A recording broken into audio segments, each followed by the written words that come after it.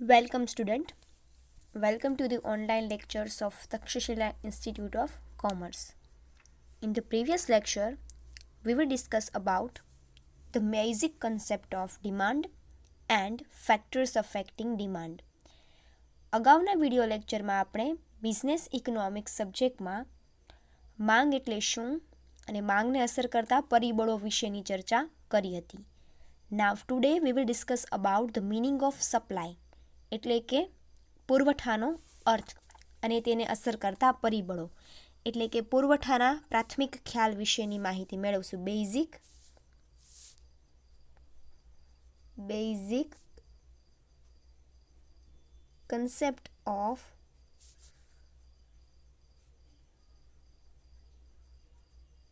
Supply, જેને ગુજરાતીમાં તમે લોકો પુરવઠાના નામેથી જાણો છો. આ ટોપિક છે એ તમારે 11થમાં છે, એ આવી ગયો છે. 11થમાં તમે સપ્લાય વિશે, પુરવઠા વિશે થોડું ઘણું જોઈ ચૂક્યા છો. સેમ એ જ ટોપિક છે, અહીંયા રિપીટ થાય છે. તો આપણે હવે સ્ટાર્ટ કરીએ બેઝિક કન્સેપ્ટ ઓફ સપ્લાય અને ફેક્ટર્સ અફેક્ટિંગ સપ્લાય. તો જનરલી આપણે લોકો છે એવું જોતા હોઈએ છીએ કે સ્ટોક એટલે કે માલનો જથ્થો, સ્ટોક અને પુરવઠો બંને એક રીતે જોવા જઈએ તો સરખું છે. Supply and stock are similar. આપણે લોકો છે એવું માનીએ છીએ, પણ સપ્લાય અને સ્ટોક બંને છે શું છે, અલગ છે. એટલે કે સ્ટોક અને પુરવઠો બંને એકબીજાથી અલગ પડે છે. In every day languages distinctions between supply and stock is not drawn. આપણે ડે ટુ ડે લાઈફમાં જોઈએ ડિસ્ટિંક્શન્સ એટલે શું થાય તો કે ભાઈ તફાવત. ડિસ્ટિંક્શન્સ એટલે શું થાય, તફાવત કહે છે કે એવરી ડે આપણે રોજબરોજની લાઈફમાં જોઈએ તો સપ્લાય એટલે કે પુરવઠો અને સ્ટોક બંને વચ્ચે કોઈ પ્રકારનો તફાવત જોવા મળતો નથી. ડિસ્ટિંક્શન્સ એટલે શું થાય, તફાવત. However, in economics, there is a clear distinctions between stock and supply. પણ however, in the economics એટલે કે અર્થશાસ્ત્રમાં આપણે જોવા જઈએ તો સપ્લાય અને સ્ટોક વચ્ચે છે એ ક્લિયર તફાવત જોવા મળે છે. સો અહીંયા તમને કીધું છે કે what is the production, what is the supply and what is the stock. એટલે કે according to the economic point of view એટલે અર્થશાસ્ત્રની દ્રષ્ટિએ પ્રોડક્શન શું છે, સપ્લાય શું છે અને સ્ટોક શું છે. પ્રોડક્શન ફર્સ્ટ છે production. Production is the quantity of goods created by the available factors of production during a fix time period. Production એટલે ગુજરાતીમાં એને કહેવાય ઉત્પાદન. ઉત્પાદન એટલે કે production is the quantity. Quantity એટલે શું, એકમોની સંખ્યા, જેને આપણે એકમો કહીએ છીએ. એકમોની સંખ્યા, ક્વોન્ટિટી, એકમો. ઓફ ગુડ્સ ક્રિએટેડ બાય એટલે કે વસ્તુના એકમો જે બનાવવામાં આવ્યા હોય, created by the available factor of production એટલે કે ઉત્પાદનના સાધનોની મદદથી ઉત્પાદનના જેટલા એકમો બનાવવામાં આવ્યા હોય એ એકમોને પ્રોડક્શન કહેવાય છે. બરાબર. Production is the quantity of goods created by available factor of production એટલે કે જેટલા આપણી પાસે ઉત્પાદનના સાધનો હોય તે ઉત્પાદનના સાધનોની મદદથી જેટલા પ્રમાણની ગુણવત્તાના જેટલા એકમો આપણે વસ્તુના ઉત્પન્ન કર્યા હોય એ એકમોને શું કહેવાય છે, પ્રોડક્શન એટલે કે ઉત્પાદન કહેવાય છે. Supply it is the amount of production which a producer is able and willing to sell in the market at a given price and at a particular point of time. Supply એટલે કે શું કહે છે, પુરવઠો. Supply means શું થાય, પુરવઠો. પુરવઠો શું છે, it is an amount of production એટલે કે અમાઉન્ટ એટલે શું થાય કે ઉત્પાદનના એકમોની સંખ્યા. બરાબર. Production which producer is able and willing to sell એટલે કે જે પ્રોડ્યુસર એટલે શું થાય, ઉત્પાદન કરનાર, ઉત્પાદક. બરાબર. પ્રોડ્યુસર એટલે શું થાય, ઉત્પાદક. એટલે કે પ્રોડક્શનના જેટલા એકમો ઉત્પાદક છે એ વિલિંગ ટુ સેલ એટલે કે વેચવા માટે તૈયાર થાય ઇન ધ માર્કેટ બજારમાં એટ ધ ગિવન પ્રાઇસ એટલે કે ચોક્કસ કિંમતે. At a particular time of period ચોક્કસ સમય દરમિયાન. મીન્સ શું કહેવા માગે છે, ચોક્કસ સમયે ચોક્કસ કિંમતે ઉત્પાદનના જેટલા એકમો ઉત્પાદક વેચવા માટે તૈયાર થાય તેને કહેવાય છે પુરવઠો એટલે કે સપ્લાય. બરાબર. ફરી એક વખત રિપીટ કરું છું કે ઉત્પાદનના એટલે કે the amount of production which producer એટલે કે ઉત્પાદક is able and willing to cell કે જે પોતે ઉત્પાદનના એ એકમો વેચવા માટે તૈયાર થતા હોય ઇન ધ માર્કેટ બજારમાં એટ ગિવન પ્રાઇસ એટલે કે ચોક્કસ કિંમતે અને ચોક્કસ સમયગાળા દરમિયાન. ચોક્કસ કિંમતે અને ચોક્કસ સમયગાળા દરમિયાન ઉત્પાદનના જેટલા એકમો ઉત્પાદક વેચવા માટે તૈયાર થાય એને કહેવાય supply. And stock is a total available amount of goods which a producer which can be offered for sale in market as per the ability and willingness of the seller. શું કહે છે?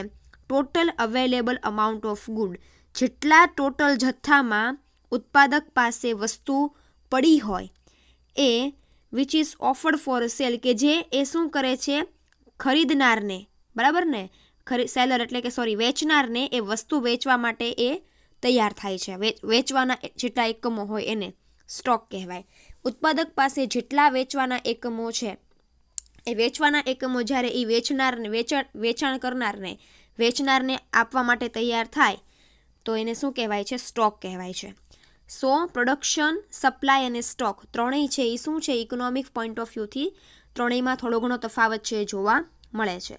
સો before understanding the meaning of supply it is important to clarify a few concept. જો આપણે સપ્લાયને સમજીએ એ પહેલાં જે આ મુખ્ય અમુક એના જે કન્સેપ્ટ છે, એના જે સિદ્ધાંતો છે, એના જે મુખ્ય બાબતો છે એ આપણે સમજવી જરૂરી છે. સો before understanding the meaning of supply it is important to clarify a few concept. એટલે કે અમુક સિદ્ધાંતોને, સપ્લાયની વ્યાખ્યા, સપ્લાયનો અર્થ સમજતા પહેલાં આપણે અમુક વ્યાખ્યાઓ છે, સપ્લાય માટેના મહત્ત્વના પોઈન્ટ્સ છે એ જોઈ લઈએ. First is willingness to sell. Willingness to sell એટલે શું? વેચવાની ઈચ્છા. વેચવાની ઈચ્છા શક્તિ એને શું કહેવાય? Willingness to sell. The entire amount of goods available with a producer or trader is not called supply. The entire amount of એટલે કે amount of goods available with the producer or traders. Traders અને producer બંને શું થાય? એક જ થાય. Producer એટલે કે ઉત્પાદક, વસ્તુ ઉત્પાદન કરનાર, અને ટ્રેડર્સ એટલે કે એ ઉત્પાદન કરનાર વેપારી હોય તો એ વેપારીને ટ્રેડર્સ કહેવાય. એટલે કે the entire amount of goods એટલે કે જેટલી વસ્તુઓ ઉત્પાદક પાસે હોય, the entire amount of goods એટલે કે જેટલી વસ્તુઓ ઉત્પાદક પાસે હોય એ બધી જ વસ્તુઓને સપ્લાય કહેવાય નહીં, એ બધી જ વસ્તુઓને પુરવઠો કહેવાય નહીં. It is a stock which will become a supply only when he or she able and willing to sell at a given price at a particular time of period. એટલે કે ઉત્પાદક પાસે જેટલા પ્રમાણમાં વસ્તુઓ તૈયાર હોય એ બધી જ વસ્તુઓ ઉત્પાદક જ્યાં સુધી એની પાસે હોય એની સાથે મતલબ નથી, એને સપ્લાય કહેવાય નહીં. But it stock will become a supply when એ સ્ટોક છે એ જથ્થો છે એ ત્યારે જ તે પુરવઠો બને જ્યારે he or she able to willing to sell at given price. એટલે કે જ્યારે એ પોતાનો એ જથ્થો વિલિંગ ટુ સેલ એટલે કે વેચવા માટેની ઈચ્છા શક્તિ ધરાવે ચોક્કસ કિંમતે અને ચોક્કસ સમયે. ઇન શોર્ટ એવું કહેવા માંગે છે તમે જેટલી વસ્તુનું ઉત્પાદન કરો છો એ બધી જ વસ્તુઓનું ઉત્પાદન તમે ભલે કરી નાખો, ઉત્પાદન કરવાથી તમારો પુરવઠો બનતો નથી. એ ઉત્પાદન કરેલી વસ્તુને જ્યારે તમે ચોક્કસ કિંમતે ચોક્કસ સમયગાળા દરમિયાન વેચવા માટે તૈયાર થાવ, able and willing to cell, જ્યારે તમે વેચવા માટે તૈયાર થાવ ત્યારે તે પુરવઠો બને છે. Ability to sell. Ability to sell એટલે શું? શક્તિ, વેચાણની શક્તિ. ગુજરાતીમાં કહેવાય વેચાણની શક્તિ. Ability to sell depend upon the availability of stock. એટલે કે શું કહે છે કે કોઈ પણ વસ્તુને વેચવાની શક્તિનો આધાર શેના ઉપર હોય છે? અવેબિલિટી ઓફ સ્ટોક એટલે કે કેટલા પ્રમાણમાં તમારી પાસે જથ્થો છે. Ability to sell depend upon the availability of stock. For example, if the traders of oil desire to sell 100 packets of oil while he or she has not available a stock of only 500 packets, then the ability to sell only 500 packets. શું કહે છે કે ability to sell depend upon the availability of stock, એટલે કે જેટલા પ્રમાણમાં તમારી પાસે સ્ટોક હોય એના ઉપર તમારી વેચાણની શક્તિ છે એનો આધાર હોય છે. ફોર એક્ઝામ્પલ શું કહે છે, if the traders of oil એટલે કે તેલ વેચનાર વ્યક્તિ, ટ્રેડર્સ ઓફ ઓઇલ એટલે કે તેલ વેચનાર વ્યક્તિની એવી ડિઝાયર એટલે શું થાય, ઈચ્છા, ડિઝાયર એટલે ઈચ્છા, to sell 100,000 packets of oil, કે એને 1000 ઓઇલના પેકેટ વેચવાની ઈચ્છા હોય, વાઇલ જ્યારે he or she has available stock of only 500, પણ તેની પાસે સ્ટોકનો જે જથ્થો છે એ કેટલો છે, માત્ર 500 પેકેટનો છે, તો એની એબિલિટી કેટલી થાય, 500 પેકેટ વેચવાની જેની એબિલિટી થાય, એની શક્તિ છે એ કેટલી થાય, 500 તેલના પેકેટ વેચવાની જેની શક્તિ થાય, તો એ 500 છે, ધસ સપ્લાય ઇઝ 500 પેકેટ્સ, એટલે કે તો તેની પુરવઠો કેટલો થયો કહેવાય, 500 પેકેટ થયો કહેવાય. મીન્સ એવું કહેવા માગે છે કે તમારું ભલે કોઈ પણ વસ્તુનું વેચાણ કરવાની ઈચ્છા વધારે હોય, બટ તમારી પાસે પૂરતા પ્રમાણમાં સ્ટોક હોવો જોઈએ. તમારી પાસે જેટલા પ્રમાણમાં સ્ટોક હોય એ જ તમારી સપ્લાય બને, એ જ તમારો પુરવઠો બને. Willingness to sell, besides the ability to sell, the trader should be willing to sell a goods at a given price at a particular point of time. એની પાસે એબિલિટી એટલે કે વેચાણ કરવાની શક્તિ હોય, besides the ability to sell વેચાણ કરવાની શક્તિ હોય, the trader should willing to sell a goods at a given price at a particular point of time. એટલે કે ચોક્કસ સમયે ચોક્કસ સમયગાળા દરમિયાન ઉત્પાદકે તે દરેક વસ્તુને ચોક્કસ કિંમતે વેચવાની ઈચ્છા પણ થવી જોઈએ. બરાબર. From the above discussion, it is clear that supply is a proportion of a total available stock which a supplier is able and willing to sell at a particular price at a particular point of time. So, the supply શું થાય છે, supply ઉપરના ત્રણેય પોઈન્ટનું discussion આપણે કર્યું. શું કર્યું, એક તો વિલિંગનેસ ટુ સેલ અને એબિલિટી ટુ સેલ, એ ત્રણેય પોઈન્ટ્સનું આપણે ડિસ્કશન કર્યું. તો આપણને હવે એટલું ક્લિયર થઈ ગયું, it is clear that supply is that એટલે કે પુરવઠો is that proportion of total amount available stock. Supply એટલે કે પુરવઠાનો અર્થ શું થાય છે, ટોટલ તમારી પાસે જેટલો જથ્થો, which suppliers is able and willing to cell, જે સપ્લાયર એટલે કે વેચનાર વ્યક્તિ વિલિંગ ટુ સેલ એટલે કે વેચવાની ઈચ્છા ધરાવતો હોય, એટલે ચોક્કસ એટ અ પર્ટિક્યુલર પ્રાઇસ એટલે કે ચોક્કસ કિંમત અને ચોક્કસ સમયગાળા દરમિયાન. મીન્સ પુરવઠાનો અર્થ એવો થાય કે ચોક્કસ કિંમતે ચોક્કસ સમયગાળા દરમિયાન સપ્લાયર પોતાનો જેટલો ભાગ વેચવા માટે તૈયાર હોય અને તેની વેચવાની ઈચ્છા હોય અને શક્તિ હોય તેટલો ભાગ સપ્લાય તરીકે ઓળખાય છે. Means that the supply is the proportion of total amount of available stock which supplier wants to willing to cell at a particular price and at a particular period of time. Okay, now we will see the factors affecting supply, એટલે કે પુરવઠાને અસર કરતા પરિબળો. પુરવઠાને અસર કરતા પરિબળો પણ ડિમાન્ડને અસર કરતા પરિબળોની જેમ મુખ્યત્વે બે ભાગમાં ક્લાસિફાઈ કર્યા છે, બે ભાગમાં વિભાજિત કર્યા છે, ઇન 2 categories. બરાબર.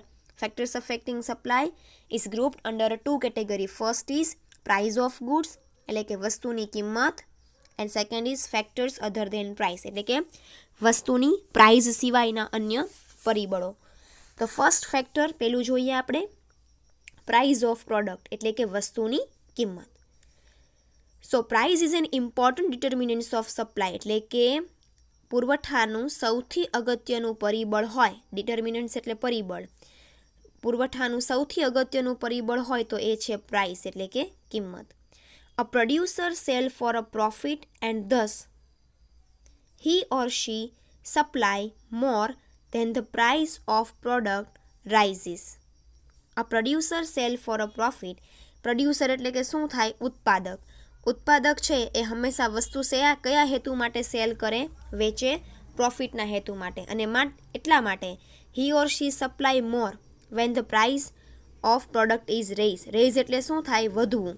એટલે કે વસ્તુની કિંમત વધારે હોય ત્યારે ઉત્પાદક છે એ પોતાનો જથ્થો છે એ શું કરે છે, વધારે છે, બજારમાં જથ્થો વધારે છે. And supplies less when the price of product falls means કે ઘટવું. એટલે કે જ્યારે વસ્તુની કિંમત ઘટે છે ત્યારે સપ્લાઈઝ લેસ એટલે કે ત્યારે તમારો પુરવઠો છે એ શું થાય છે, ઘટે છે. એટલે શું કહેવા માંગે છે કે પ્રોડ્યુસર છે producer has always the aim of profit. Producer એટલે કે ઉત્પાદકને હંમેશા શું હોય, પ્રોફિટનો મુખ્ય ઓબ્જેક્ટિવ્સ હોય, મુખ્ય હેતુ હોય. એટલા માટે જ્યારે વસ્તુની કિંમત વધારે હોય ત્યારે ઉત્પાદક બજારમાં તેનો જથ્થો વધારે મૂકે છે. અને when the price goes fall અથવા તો પ્રાઇસ છે એ ઓછી હોય ત્યારે સપ્લાય પણ શું કરે છે, ઓછી, એટલે કે પુરવઠો પણ કેવો હોય છે, ઓછો. Thus, there is a positive relationship between price and goods and its supply. શું કહે છે પોઝિટિવ એટલે શું, સીધો સંબંધ છે. પોઝિટિવ મતલબ કે ઘન, એક રીતે જોવા જઈએ તો ઘન થાય, બટ અહીંયા તમારે કહેવાનું સીધો સંબંધ છે. વેન પ્રાઇઝ ઇઝ રાઇઝ, જ્યારે વસ્તુની કિંમત વધે છે, then the supply also goes rise, મતલબ સપ્લાય પણ વધે છે. જ્યારે પ્રાઇઝ ઇઝ ડાઉન, ફોલ્સ, વસ્તુની કિંમત ઘટે છે ત્યારે સપ્લાય પણ ઘટે છે. એટલે બંને વચ્ચે કેવું રિલેશનશિપ છે, પોઝિટિવ રિલેશનશિપ છે, એટલે કે સીધો સંબંધ છે. બીજું છે ફેક્ટર્સ અધર ધેન પ્રાઇસ, એટલે કે વસ્તુની કિંમત સિવાયના અન્ય પરિબળો. સો ફેક્ટર્સ અધર ધેન પ્રાઇસમાં પહેલું ફેક્ટર કયું છે તો કે કોસ્ટ ઓફ પ્રોડક્શન અથવા તો price of factors of production. એટલે કે વસ્તુની કોસ્ટ ઓફ પ્રોડક્શન એટલે કે વસ્તુનો ખર્ચ, બરાબર, ઉત્પાદન ખર્ચ, વસ્તુનો ઉત્પાદન ખર્ચ. Supply is affected by the change in production cost, એટલે કે સપ્લાય છે, પુરવઠાને છે અફેક્ટ એટલે કે અસર કરવું, ચેન્જ ઇન પ્રોડક્શન કોસ્ટ એટલે કે ઉત્પાદન ખર્ચ. પ્રોડક્શન કોસ્ટ એટલે શું થાય, ઉત્પાદન ખર્ચ. વસ્તુના પુરવઠાને ઉત્પાદન ખર્ચ અસર કરે છે.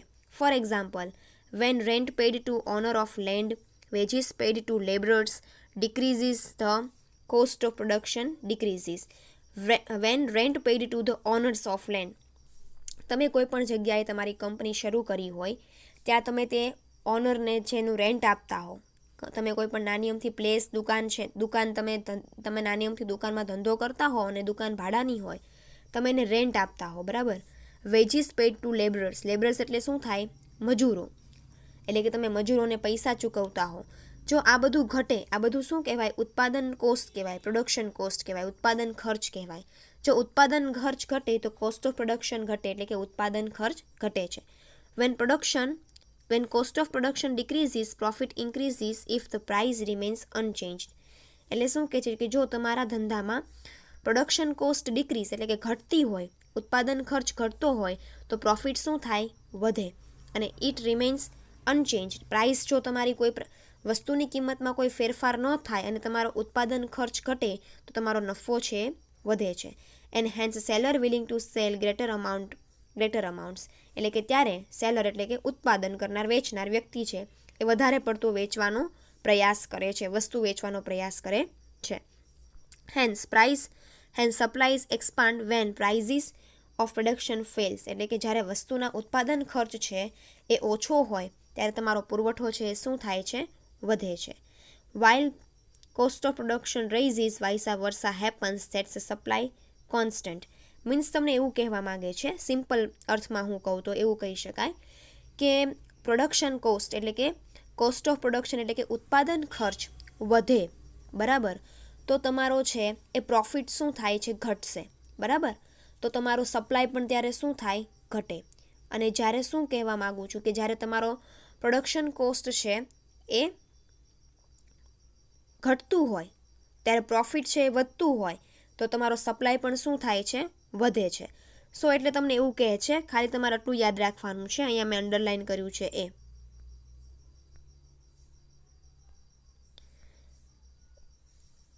When cost of production decreases, profit increases if the price remains unchanged, hence the seller is willing to sell greater amount.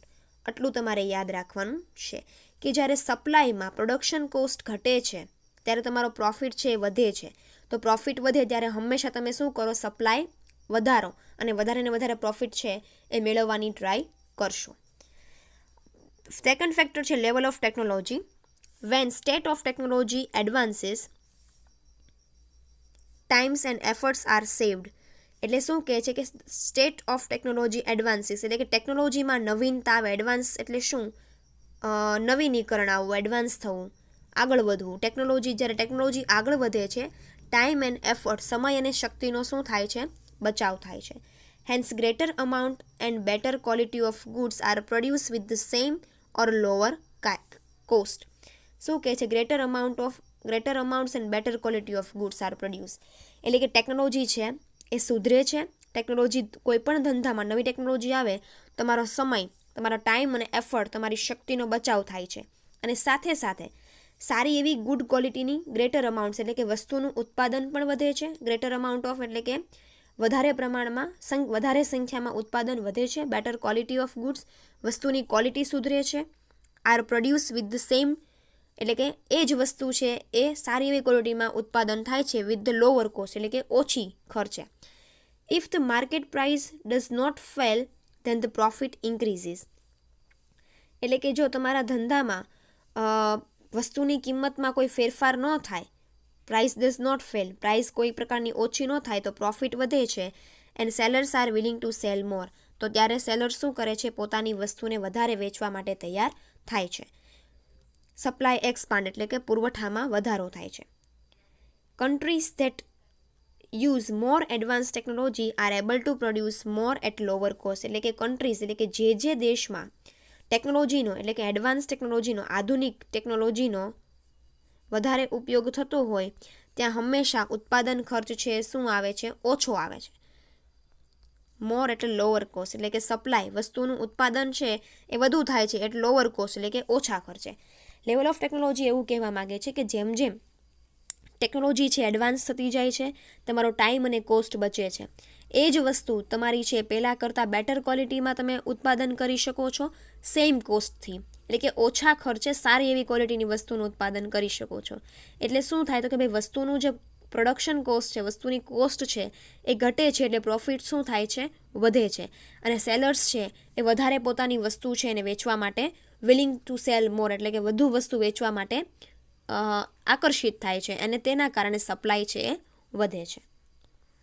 પછીનું ફેક્ટર્સ છે ફ્યુચર એક્સપેક્ટેશન્સ રિગાર્ડિંગ પ્રાઇસ એટલે કે ભવિષ્યની વસ્તુની ભવિષ્યની કિંમતને આશાઓ. ભવિષ્યની કોઈ પણ વસ્તુની કિંમત માટેની આશાઓ.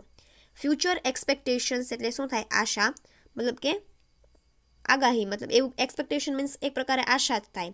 Future expectation about price effect the current supply of goods એટલે કે ભવિષ્યમાં કોઈ પણ વસ્તુની કિંમતની જે વધારા ઘટાડાની આશા હોય about price. Future expectation about price એટલે કે ભવિષ્યની કોઈ પણ વસ્તુની કિંમતની જે વધારા ઘટાડાની આશા હોય affect the current supply of goods. તે અત્યારે કરંટ એટલે કે ચાલુ વસ્તુના પુરવઠાને અસર કરે છે. If sellers speculates price of product to rise future એટલે કે જો સેલર્સ એટલે કે વસ્તુ વેચનાર વ્યક્તિઓ ને સ્પેક્યુલેટને ગુજરાતીમાં તમે કહેવા જાઓ તો એક પ્રકારે ધારણા. If the sellers speculate the price of product to raise in future એટલે કે જો વસ્તુનું ઉત્પાદન કરનાર વ્યક્તિને ભવિષ્યમાં વસ્તુની કિંમત છે એ વધવાની છે એવી આશા હોય to rise a future, then they will contract the supply in the present time period. Contract એટલે શું થાય? ઘટાડવું. તો કે ભાઈ તે અત્યારે શું કરશે? સપ્લાયને ઘટાડી દેશે. To build up the stock for a future and vice versa. જેથી ફ્યુચરમાં એની જે ભવિષ્યમાં વધારાની વસ્તુની કિંમત છે એનો લાભ મેળવવા માટે અત્યારે સપ્લાય શું કરશે? ઘટાડી નાખશે. એટલે કે ફ્યુચરમાં તમને કોઈ પણ વસ્તુની કિંમત વધવાની છે એવી એક્સપેક્ટેશન હોય, એવી આશા હોય તો વર્તમાન સમયમાં તમે તે વસ્તુનો પુરવઠો છે એ શું કરશો? ઘટાડી દેશો. અને ભવિષ્યમાં કોઈ પણ વસ્તુની કિંમત ઘટવાની છે એવી તમને આશા હોય તો વર્તમાન સમયમાં તમે તે વસ્તુનો સપ્લાય છે શું કરશો? વધારી દેશો. અને લાસ્ટ ફેક્ટર છે અધર ફેક્ટર્સ એટલે કે અન્ય પરિબળો. Supply increases when there is increase in numbers of firms producing the product. Supply increases એટલે પુરવઠો વધી શકે છે when there is increase in number of firm. Increase એટલે વધારો, નંબર ઓફ ફર્મ એટલે કે પેઢીઓની સંખ્યામાં. પ્રોડ્યુસિંગ ધ પ્રોડક્ટ તમે જે વસ્તુનું ઉત્પાદન કરો છો એવી જ વસ્તુનું ઉત્પાદન કરનાર અન્ય પેઢીઓની સંખ્યામાં વધારો થાય. વેન પોલિટિકલ સ્ટેબિલિટી એક્ઝિસ્ટ એટલે કે રાજકીય સ્થિરતા. પોલિટિકલ એટલે રાજકીય અને સ્ટેબિલિટી એટલે સ્થિરતા એક્ઝિસ્ટ. જ્યારે રાજકીય સ્થિરતા હોય. Natural conditions remains conducive. Natural condition એટલે કે કુદરતી પરિબળો, કુદરતી પરિસ્થિતિ રિમેન્સ કન્ડિશન એટલે કે કુદરતી પરિબળોમાં, કુદરતી પરિસ્થિતિમાં અમુક પ્રકારના કન્ડિક્સિવ મીન્સ કે ફેરફારો હોય. When efficient law and order mechanism and legal system exist. Efficient law એટલે કે ચોક્કસ કાયદા અને નિયમો, મિકેનિઝમ્સ એન્ડ લીગલ સિસ્ટમ એટલે કાયદાકીય પદ્ધતિઓનું ભારણ હોય.